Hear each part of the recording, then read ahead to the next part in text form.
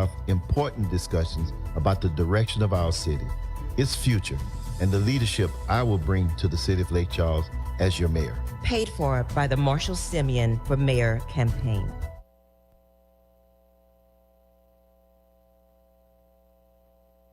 KPPM 93.5, Lake Charles community-minded station, 24/7. The views and opinions of the following program are not owned by 93.5 FM KPPM LP.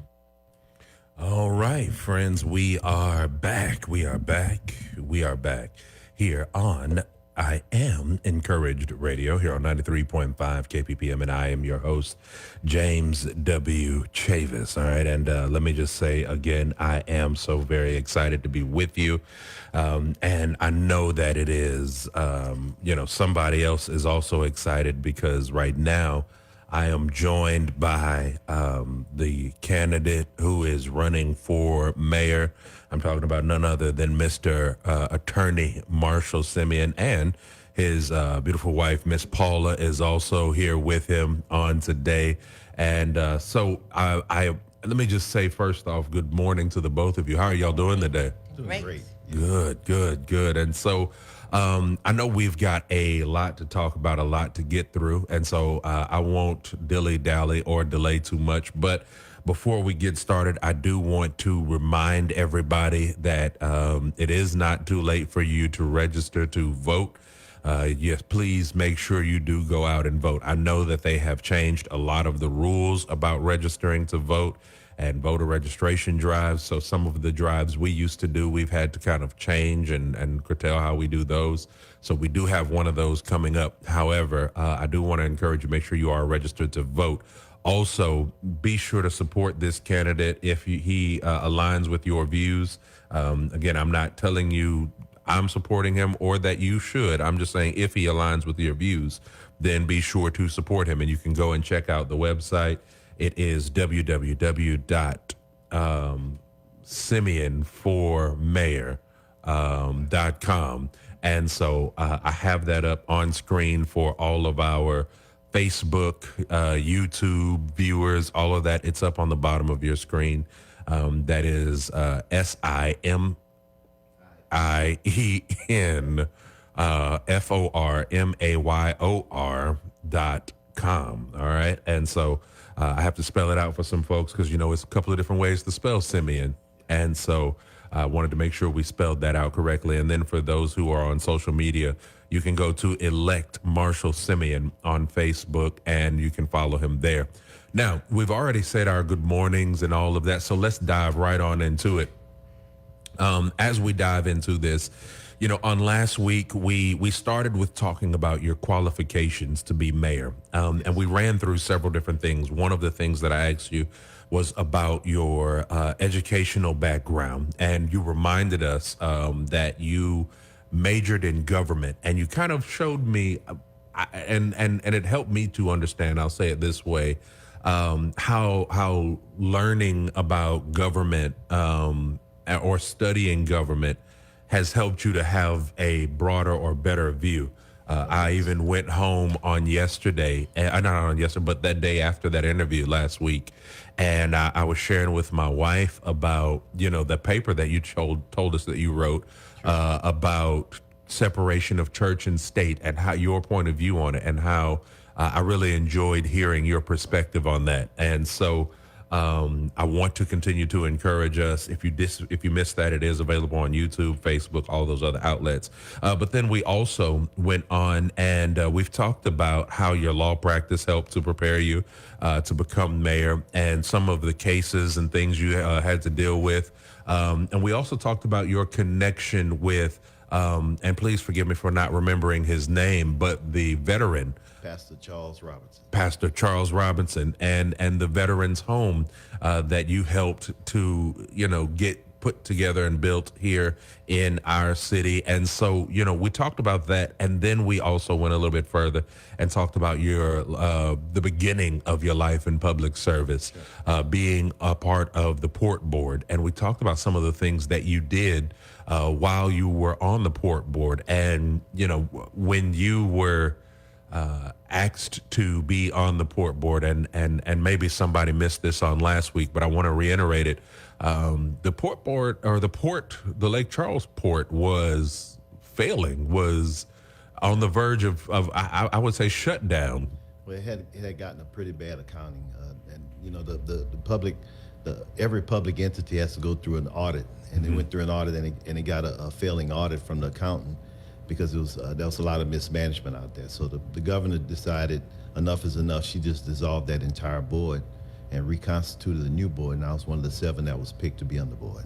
Absolutely, and then we even talked about a little bit about what you all were able to accomplish with rebuilding the port, kind of relocating it, I believe, was done under your jurisdiction. Well, we basically refocused the way the business was done on the port, on the water side to help the longshoremen with their work, but also on the land side to help subsidize some of the things that they needed to continue to work. So, and we built some pretty big projects. I mean, we built LaBerge Casino, and that seed's turned into $1 billion worth of casino property now with that and the Gold Nugget. I mean, both of those are on port property. We did the LNGs, and now a lot of the LNG, the economic boom that you saw in this area from LNG, the seed of that was planted during the 2 years that I served on the port. Absolutely. And so, friends, I bring up all of that to tell you that, again, Attorney Marshall Simien, who is running for the position of mayor, he is not new to dealing with large amounts of money, big corporations, or any of those things. As a matter of fact, he has, been in his practice, been able to help secure new businesses, new things, all the things that folks in this area have said they want to see happen in our city. He has helped to do a lot of those things, or even been able to handle it on some scale or another through his career. But your life in public service did not start or finish even with the port board. You went a little bit further, and you even were elected. And I want to make sure I point that out. Sure. You were elected. You weren't appointed by anybody other than the people of Lake Charles. You were elected to serve as a city councilman. Yes. What district did you serve when you were a city councilman? District A, which is the oldest part of the city. And I'll give you the background how that came about. I was serving on the port board because my version of public service, giving back to the community, that's my version of public service when I got appointed to the port board. And I told him I could only do 2 years. So at the end of those 2 years, my city councilman at the time, Reverend Sam Talbot, sat down with me and said, look, I'm being called back to the pulpit. Would you consider running for my seat on the city council? And, at the time, I'm like, city council, they deal with like tall grass and a whole bunch of different complaints. I said, I don't think I'm really going to have time to do that. But, with anything else, you go and take a look and evaluate it. So I went and took a look at District A, what District A had. And, District A is the most unique district out of all of them in the city because when you look at it, it starts at Clarence Street where the transit center is. So it has the lakefront, it has the downtown area, it has the I-10 corridor, it has the Highway 171 corridor, and it has the all of North Lake Charles. So, when I went to the port board, I didn't know anything about water, but they said they needed somebody who knew business. But by that time, I went and looked at District A, and they had the beach, they had the Calcasieu River, it had English Bayou, and it had Cauchi Coulee. And that's when you start realizing, when you stay in the Word, that God puts you in a place for a new season. And now here it is. I'm seeing a district that has nothing but water, and now I understand the value of water. So I prayed on it, and I came back and told Pastor Talbot, I said, yeah, I'll go ahead and run for it. So I did. I ran for city council. I remember I won that race by 31 votes. Can you believe that? Really? Yeah, it was a very close race. Wow. Okay. The community was very engaged, that's always a good thing. Yeah. And so, how many? You served one term or no, two terms, 8 years. Okay, so you did 8 years, and so what happened when you were first elected to the city council? Well, I had all these plans about what I was going to do in the Northern Lake Charles area because when I looked at District A, District A really is its own city when you think about it. You know, I mean, you got with the beach, the lakefront, the I-10, the I-171 corridor. You got 2 federal highways. You got the oldest part of the city, and it really was a city. So I had all these plans, but then we got elected and we got sworn in July of 2005. Okay. Now, the next month in August, Hurricane Katrina hit New Orleans, and we all know how devastating that was. Mm-hmm. But the next month after that, in September of 2005, Hurricane Rita hit this area. Yeah. And our area Right. was devastated. I mean, we took a serious gut punch. So all those plans went out the window. Now it became, okay, now we have to deal with saving human life, getting people back in their homes, saving businesses, basically trying to restore our community. And so at that point, we did a few things that really made a lot of sense. When Rita hit, we had the benefit of knowing about Katrina, so we had a good evacuation for this area. And what we did was we shut down the whole parish for 2 weeks. And basically, everybody was gone. We shut down the parish. We wanted to get the National Guard in to clean up, the electric people come in and start working to restore power without having to deal with any type of interference. But I remember people were really upset and said, look, wait, you can't keep us from our homes. We need to come back. And we were doing a news conference online. And I remember the phones were just lighting up. Everybody was calling and said that we have a right to be back in our homes. And I recall back then, Chief Don Dixon got on the microphone and basically said, I just wanted everybody to know we own the streets. And the phones dried up. Everybody was okay with that. So while we were able to focus on getting the city, the roads cleared, debris picked up, trying to get electricity restored, people wherever they were able to start dealing with their insurance companies and getting their lives back together on that end. And so we started doing that, and then we had one Saturday after those 2 weeks where we had basically a look-see. We opened up the city for that Saturday and let people come back and take a look at everything. And you could see that was a nice, organized, calm about it. People had started making some progress with their insurance and their claims and everything else. So they came in and looked at what they had. You had a lot of people put their refrigerators to the street because a lot of the food obviously had spoiled. They went to see, they saw their contents were secured, and the city was secured. I mean, I recall one time we were in the 911 building and I was leaving to go back. It was nighttime and it was amazing. You take for granted that there's light. I mean, there was no light, not even the ambient light in the sky. Oh yeah. And I'm driving all through the city, and I didn't know where I was until I actually came across a street sign or a landmark. And just about every few blocks, the police would stop and say, "What do you have any business on the street?" And we had these, cards that said, "Look, I'm on the city council," so we're able to maneuver and get things done. But it was very, very organized the way we did it. Right. And then at the time, the mayor, Randy Roach, he and I took 2 trips because we knew what we were facing. So we went to Baton Rouge. We met with the director of the Division of Administration for the state. And I remember we walked into his office and he was on the phone, and he was on the phone because Katrina was serious. I mean, they had 3,000 people lost their lives in that hurricane. So, right. And he said, "Look, I have the people from Lake Charles coming in. I need to talk to them." And we just told him, "Look, we understand what you're doing. You're dealing with human life. We just want you to let you know that we're here. We're going to come back to you. We're going to come back to you with a plan. We don't want a handout. We're going to come back with a hand up." And we talked to him for a little while, then we left. Then we went to Washington, D.C. The senator at the time, Mary Landrieu, had set us up a meeting with the chair. I think he was chairing the Appropriations Committee at the time, who was ironically Senator then Joe Biden, current president. Oh, really? Yeah. Okay. So we walked in his office and talked to him about what was going on in Southwest Louisiana, and told him, "Look, same thing. We're going to have a plan. We just want to let you guys know this is where we are. This is the support we expect and everything else." And then we came back and we started putting together a whole bunch of plans. We brought in some planners. We brought in this guy, Andres Duane.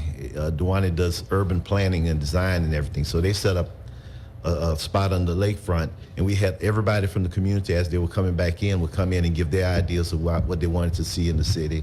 And around that, we wound up structuring a lot of things, not just recovery, but we wanted to get ahead of things. So we put together a $90 million, we put together a bond issue. And the first bond issue was, we didn't want to stand out alone, so we wanted to do a parish-wide bond issue. And you heard a lot of negative reports about, well, this is just a Lake Charles money grab and everything else like that. So I told the mayor, I said, I don't think this is going to work out. We need to just really focus on our area. You know, he said, well, we need to do it with parish-wide. So we went through that, and it failed. And at that point, you know, the thought was, well, we tried, let's move on to something else. But I said, wait, look at these boxes. I said, this thing passed in the city. When we looked at the boxes, 60% of the city supported the bond issue. So we recheated up and came back with a $90 million bond issue and put a lot of projects in. And we were very intentional and strategic because it wasn't just a matter of putting money out in the streets. We really wanted to start planting seeds for recovery and to grow. So out of the bond issue, and it wound up passing, we wound up doing several seeds. Like, for instance, the downtown area, which I have everything from Clarence Street on in. Well, the downtown area had the Sears building and the Sears Automotive building, and it was just not getting any traction. So we decided to put City Court where the old Sears Automotive building is. Mm-hmm. And if you go out there today, you see that Urdace Apartments have come up, mm-hmm. and that seed is continuing to grow because now on the Hodges Street side, they're building the Woodring Apartments and everything else. We had some people that were starting to invest in the downtown area, so we said, well, let's do the Ryan Streetscape. We started putting pavers and everything else in Ryan Street landscaping, and the whole downtown area that had been basically died before started coming back. And you see it today, it's a very robust area. Yes, sir. We wanted to start getting people used to the idea of public transportation, so we wanted to build a transit center. So we took the old DMV building, it was an old blue building full of asbestos, and we put the transit center in there. That's on the corner of Ryan and Clarence Street. Yes, sir. And we did different things. We put like a fountain up there. We put a pavilion to have entertainment, and we put covered bus barns and everything else because we wanted people to be able to take public transportation and ride in dignity and take the stigma off of that. So it's a beautiful building now. It is. And then we did other seeds, like for instance, in the northern part, we had an old park, Riverside. It was Fitz and Ryder Park at the time, and I was a little boy. We used to go out there and fish with the older gentlemen, and we talk about life. And you know, when they didn't want us to know what they were talking about, they would talk in French. Yeah. And I'd go back to my grandmother's house and talk in French, and she was like, "Where'd you learn that from?" But I remember the times that we had out there because those guys used to be out there fishing, playing dominoes, or what they call dominology, and we were playing, and they would cook sauce pecans every Saturday. We were going out there to get pecans so my grandmother could make pecan candy for us. But we went out there, and these guys would just talk to us. So I wanted to bring that back. So I took the Fitz and Ryder Park and turned it into Riverside Park. That was one of the bond projects. And I remember there was some pushback because people were saying, well, you know, that park had gotten closed because they started finding some dead bodies out there and some stolen cars. And you know, the easy thing was to shut it down. The harder thing was for basically our law enforcement to do their job and go out and patrol and keep that area safe. And so I wanted to put it back, and people said, well, Marshall, you know, that's a mistake. That's just gonna be fine. They're gonna find more dead bodies out there. And that's when I said, have you ever been out there? I said, if you look at the whole park out there, this whole area is created by God. I mean, we live in an area that has a lot of plants, but the plants out there are all made by God. And they do everything that everybody's talking about. They capture carbon and they release oxygen. So, I mean, and if you go out there and can't talk to God, then you need to have a conversation with yourself. Mm-hmm. So we put that park together, and it was, again, we were intentional and strategic the way we did it. So we identified all the wildlife that lived out there. We identified grants. There were grants around the country that supported wildlife sanctuaries and everything else. And we built the park where it would never have to be sustained by the city, that the grants that were available to it would actually sustain that area as a natural area.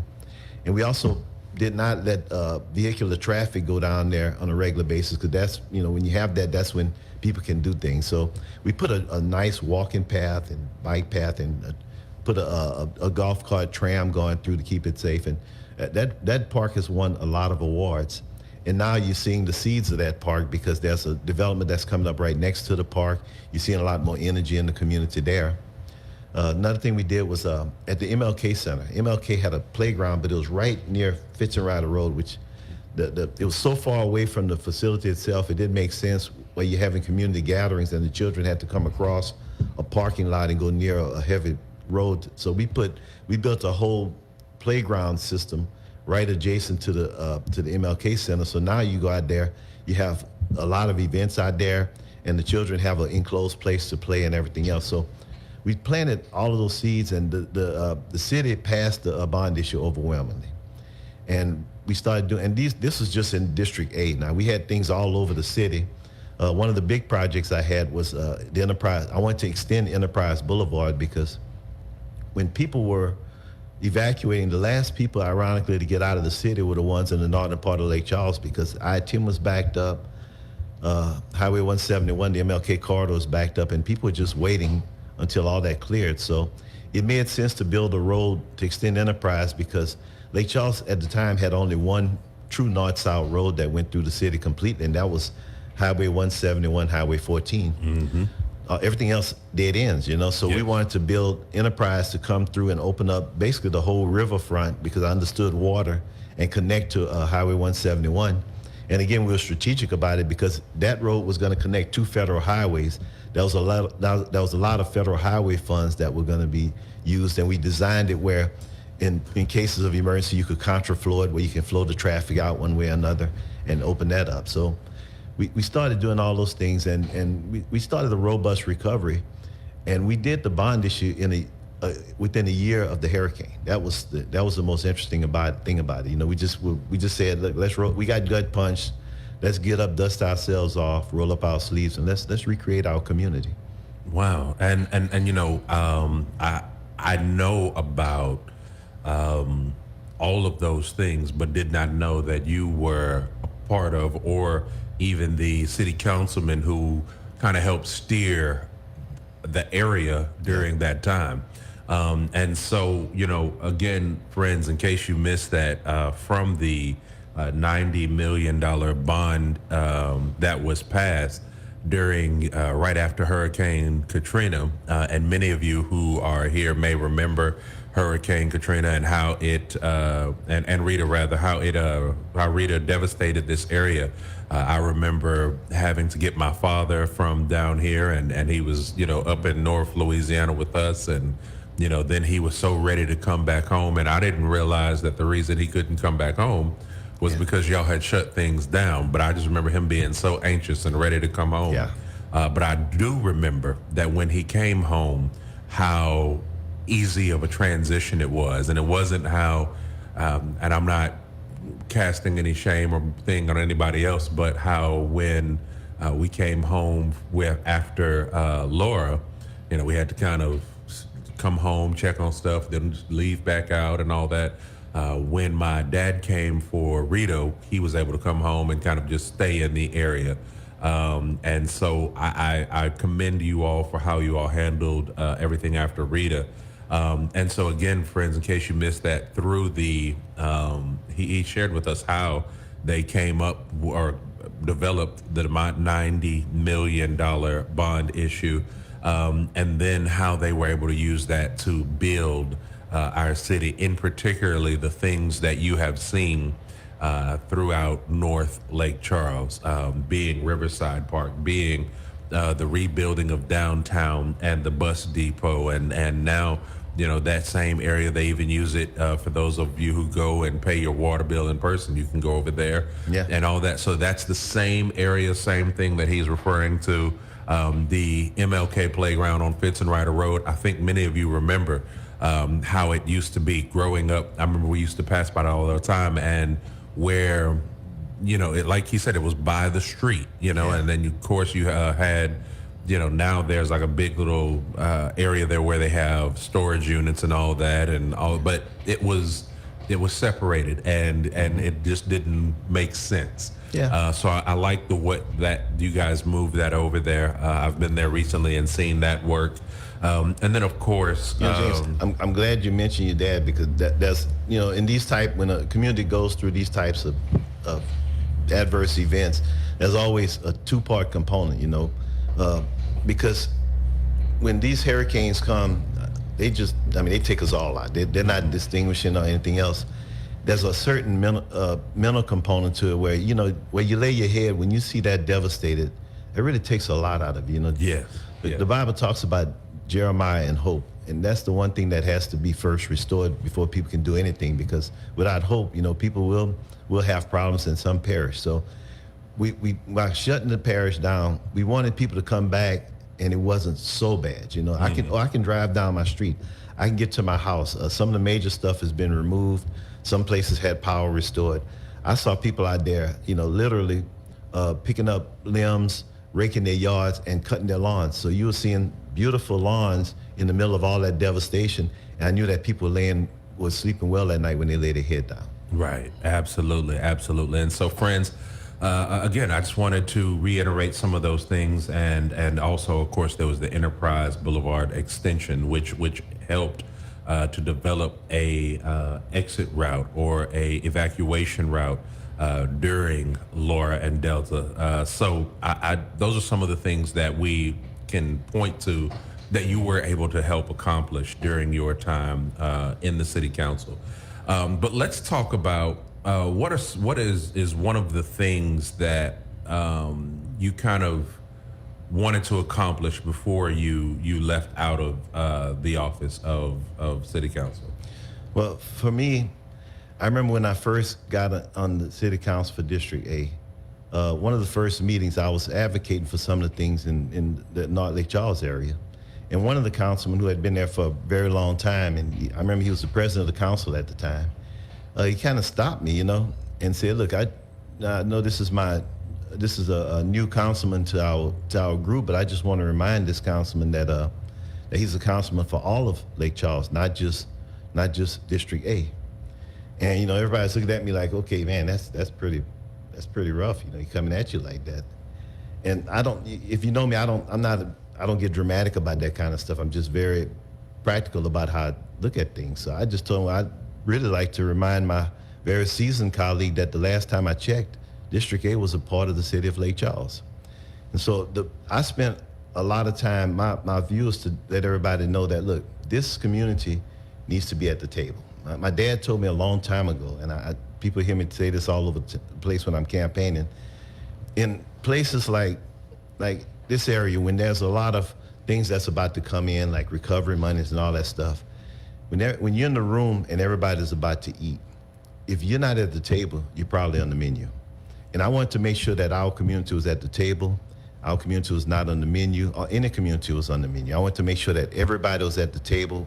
That's why we did the Duane practice, to get everybody to give their input as to what they wanted to see, how they wanted to see it, and everything else. And so I wanted to show people that there was a beauty and a value in the northern part of Lake Charles. Sometimes the toughest people to see the beauty of where they are, the people that actually live there. So I was going to extend Enterprise Boulevard, and that was going to open up a lot of areas for development, because people were saying we need grocery stores, we need professional offices, we need services, instead of having to travel outside the community to do that. And that was meant to accomplish that. It was an artery to get people in and out, but it's also a major thoroughfare that could open up a lot of beautiful area for development. But I knew that people had to see the vision first. So Riverside Park was actually put there because I knew that if I told people about the water, back then, that was all industrial areas, you had scrap metal yards, the water didn't exist. But if I could get people to that water where they had a good, peaceful experience with that water, they would understand the vision.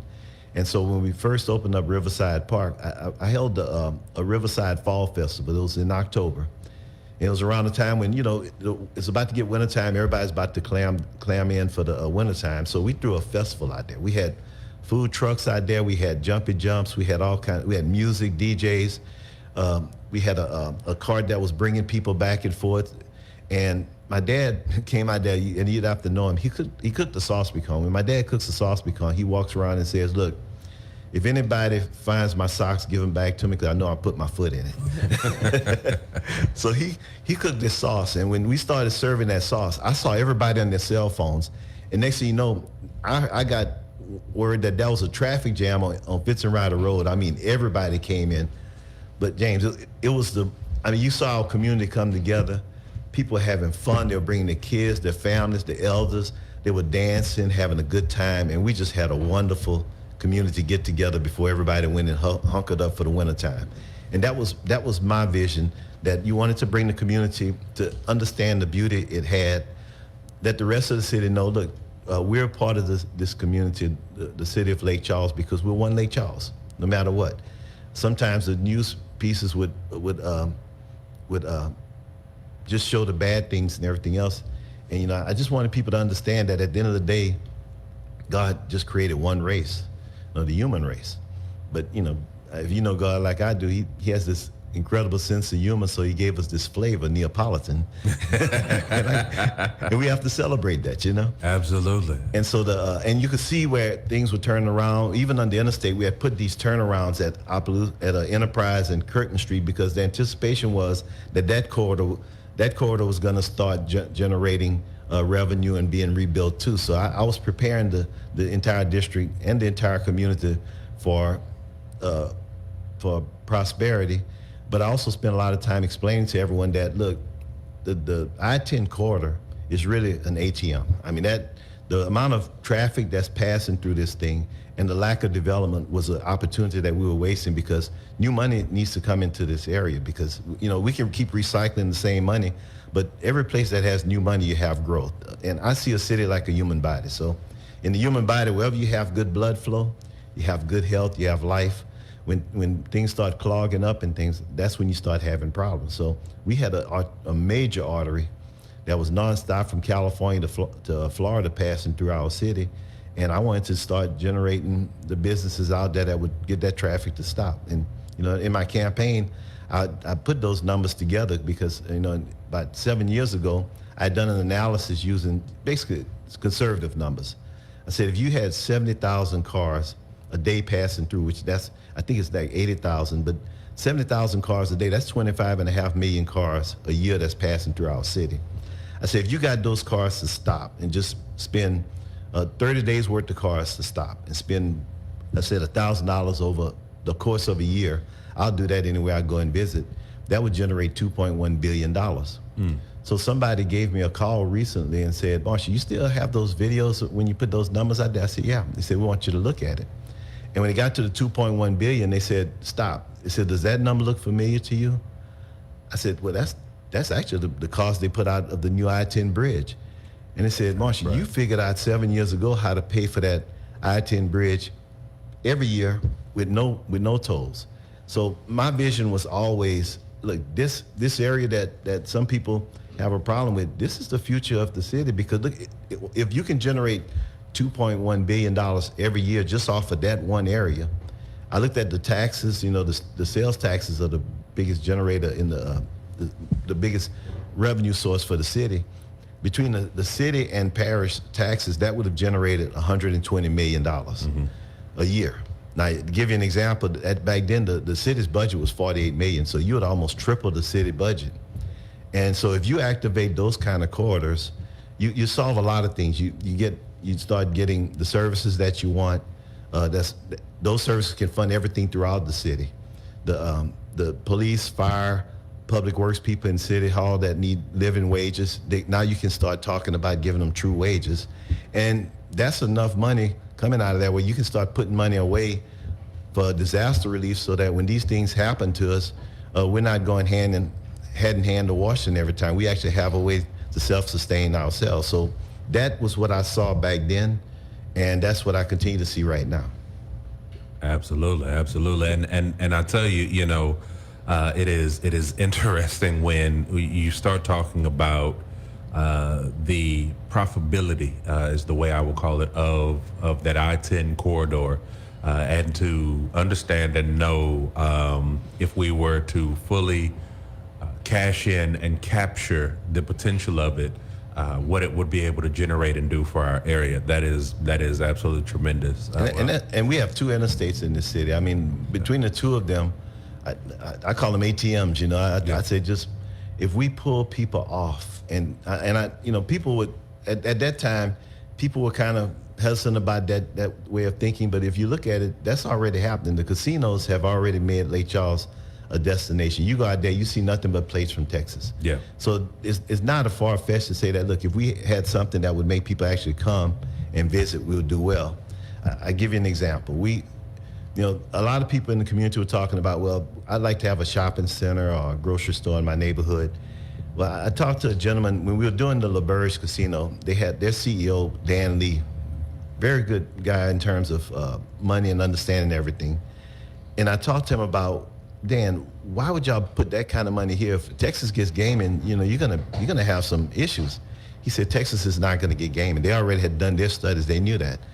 But he said, look, Marsha, he said, he said, you got to understand entertainment. He said, when people travel for a grocery store, shopping, 25, maybe 45 minutes is the most you're going to get. He said, your MSA is not, your metropolitan service area is not that strong in that because of the population. He said, but when you look at entertainment, we look at a 3-hour MSA. People would drive 3 hours. I mean, if you take your kids out, you're driving wherever they have to go. We go to San Antonio, everywhere else all the time. We said 3 hours will get you to New Orleans. It'll get you to Katy, Texas. It'll get you to Shreveport. He said, that's 9 million people. He said, those are East Coast numbers. They can make that work all the time. So I always thought that, you know, part of what we need to do is to leverage ourselves with an entertainment type venue. I mean, we've got all this water, goodness knows. I mean, I'd love to have a Bass Pro Shop where I can actually jump on a boat and test it out, you know? But entertainment, and then people would come in because they'll drive for that. And then once that new money comes in, if you manage your economy right, every new dollar that comes into your city should circulate about 7 times, they say. But you take the numbers that I just threw out, just I-10.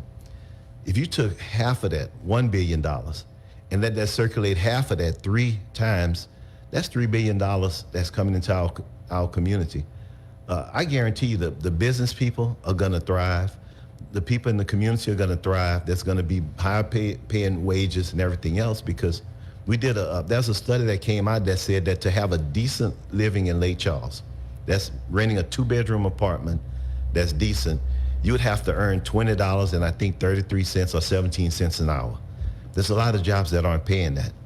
But, you know, if you make the pie big enough and get true living wages, you can reach that point. And once people start having that, and especially if you have entertainment base and hospitality and everything like that, Lake Charles becomes a fun city. It's going to start attracting people. You know, I was talking to the new president at McNeese. He was saying McNeese has had a decline in enrollment for the last 6 years.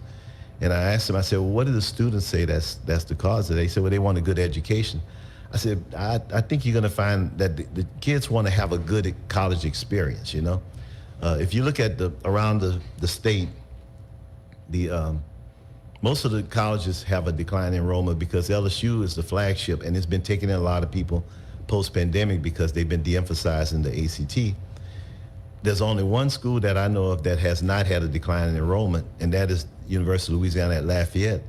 And that's because the city of Lafayette, there's a lot of fun stuff going on out there. A lot of fun stuff. And a place for those kids where they have a sense of purpose. We went out to the Festival of Acadians. I'd never seen a 7-block long line dance before. That was something to see. Yeah. That is something. That's her hometown, so you guys got it going on. Wow. And I tell you, Miss Paula, I mean, you know, we have had, I still have more questions, but I mean, your husband is so full of knowledge and stuff. And I know you know firsthand, you experience it all the time, but what is your takeaway on today? What I like to tell the people is be patient with him. I know you might have your questions. You want to hear something about platform, but he has so much to tell you about what he's done in collaboration with other people to make this city what you see today. Yes. I don't want you to not hear everything. And I truly believe that at the end of it all, you're going to see that Marshall Simien Jr., my husband, Attorney Marshall Simien, is the true candidate. I was telling you at the first segment about this paper that he wrote when he was in school at McNeese, getting that degree in government. This is the paper. Yes. This is the paper that we found in 1999 in his mother and dad's home. It's got a little flavor to it. Has a little flavor to it. And I'm just gonna read just a couple of sentences. He wrote this paper for class, and it was about his aspirations. It was in a government class. And he says, I have taken my LSAT, the admissions test for law school. I'm hoping that I'll be accepted into law school. I hope that I will be able to come back here and practice law, giving something back to my community where I came from. He didn't know that it would be even so much more than that. Wow. When we saw that, we knew we had made the right decision to come back. So I just want to say that the sacrifice to come back was dropping everything to start all over again. Hopefully it would have matured to something wonderful.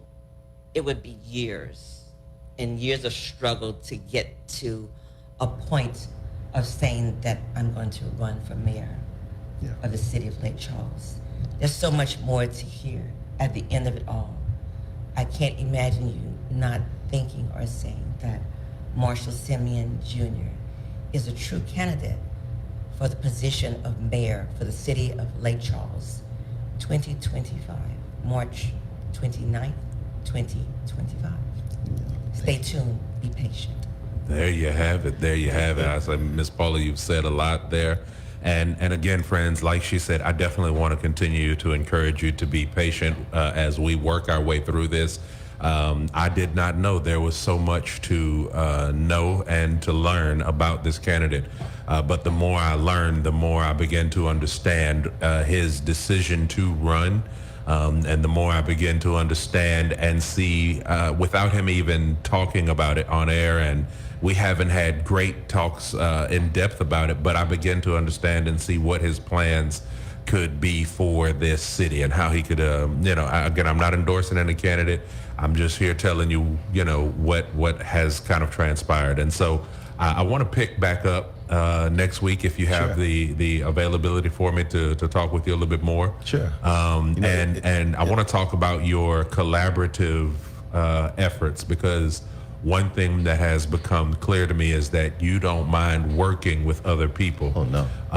But I want to talk to you a little bit more about that, and even about how that's transpired into some other boards and things that you kind of served on and have done. So, James, I gotta say thank you for being patient with me, because it's important. I want to get to the platform. I know people want to hear about the platform, but in order to know where you're going, you have to see where you first come from, and that's the journey. The journey has been there, and it continues. Absolutely, absolutely.